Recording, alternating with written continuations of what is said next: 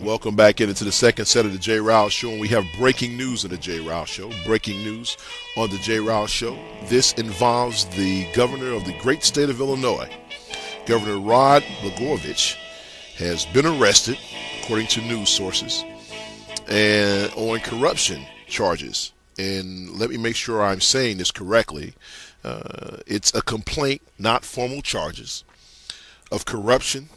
And what he's being accused of, he is being accused of actually two things. One, trying to sell the Senate seat of President-elect Barack Obama, and trying to shake down a children's hospital.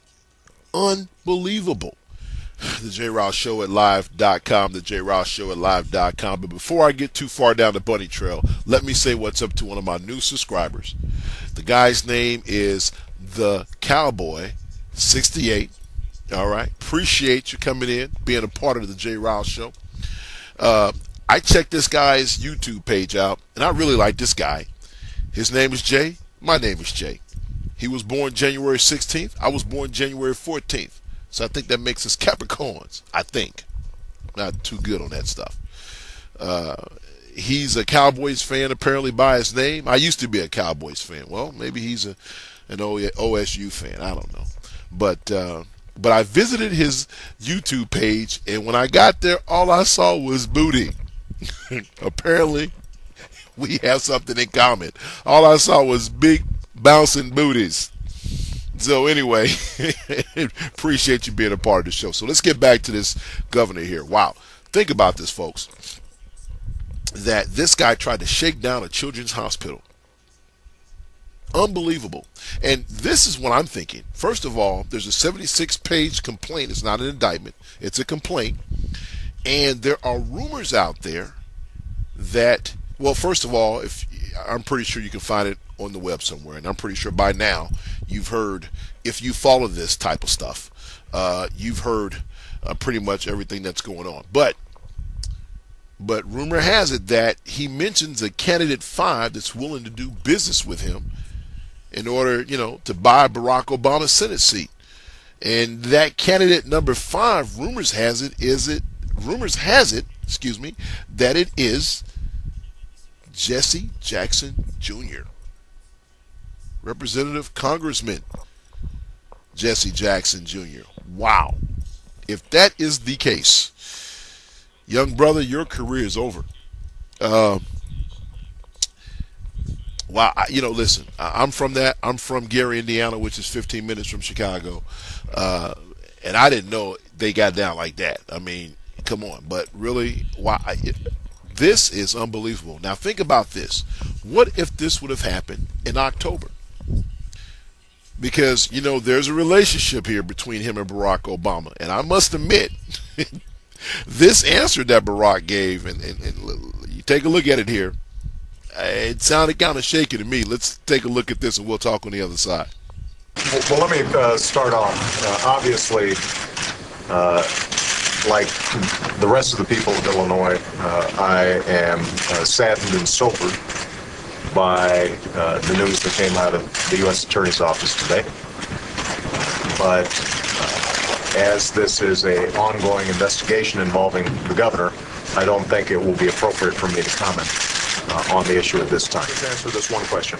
I had no contact with the governor or his office, and so I was not aware of what was happening. And as I said, it's a sad day for Illinois. Beyond that, I don't think it's appropriate to comment. Okay? That sounded a little shaky to me. Okay, now everyone knows I've drank the Barack Obama Kool-Aid, but even I have to admit he sounded a little shaky. He said we, then he changed it to I, didn't know anything about it, and I tell you what,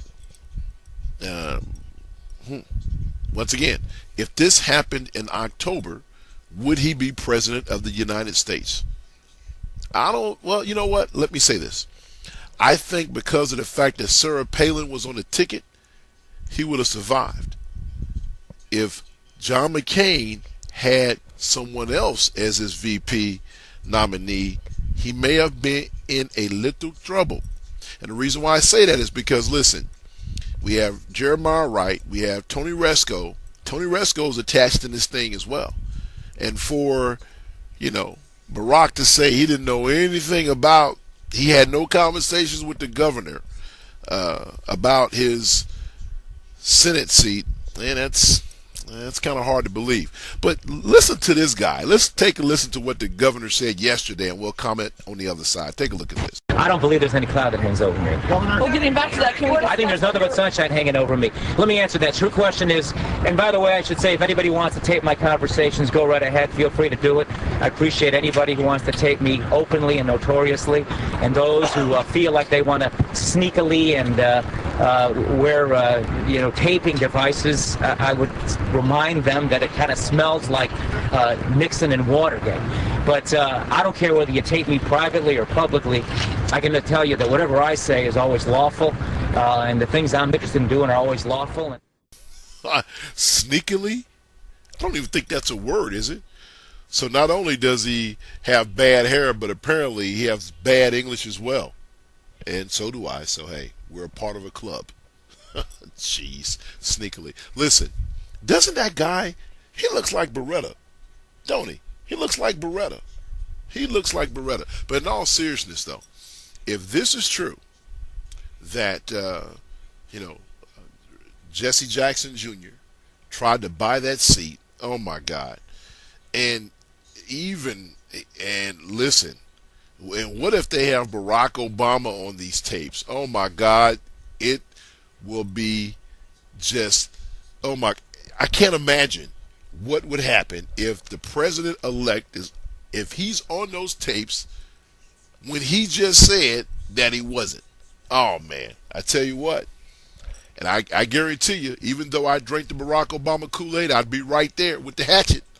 Because, listen, don't lie. Just be straight up about it. If you had a conversation with the guy, so be it. I think that the media and the American people, for the most part, I think that, once again, I've said this during, shows in the past.